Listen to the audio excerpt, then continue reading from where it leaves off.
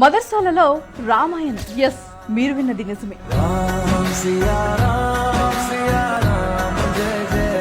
అది ఎక్కడో కాదు, దేవభూమి ఉత్తరాఖండ్ లో. ఉత్తరాఖండ్ వర్క్ బోర్డుకు అనుబంధంగా ఉన్న మదర్సాల కొత్త సిలబస్ లో ఇకపై రామాయణం భాగం కానుంది.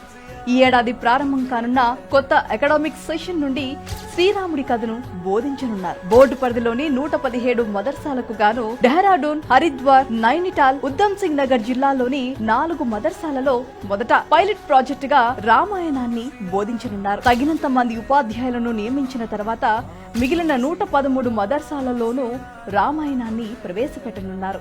ఇటీవలే ఓ జాతీయ మీడియా ఛానల్లో మాట్లాడిన ఉత్తరాఖండ్ వర్క్ బోర్డ్ చైర్మన్ షాబాజ్ షామ్స్ మదర్సాలో ఇకపై ఖురాన్ తో పాటుగా రామాయణాన్ని కూడా బోధిస్తామని తెలిపారు. సోదరుడి కోసం సర్వస్వాన్ని త్యజించిన లక్ష్మణుడి గురించి విద్యార్థులకు చెప్పాలి గాని రాజ్యాధికారం కోసం తోడబుట్టిన వారిని మట్టుబెట్టిన ఔరంగజేబ్ గురించి చెప్పవలసిన అవసరం ఏంటి అని ఆయన ప్రశ్నించారు. అంతేకాదు, మొదట 4 మదర్సాలలో డ్రెస్ కోడ్ కూడా ప్రవేశపెట్టనున్నట్లు తెలిపారు. అయోధ్యలో బాలరాముని ప్రాణప్రతిష్ఠ తర్వాత దేశంలో ఇలాంటి శుభ పరిణామాలు చోటు చేసుకోవటం ఆహ్వానించదగ్గ పరిణామం.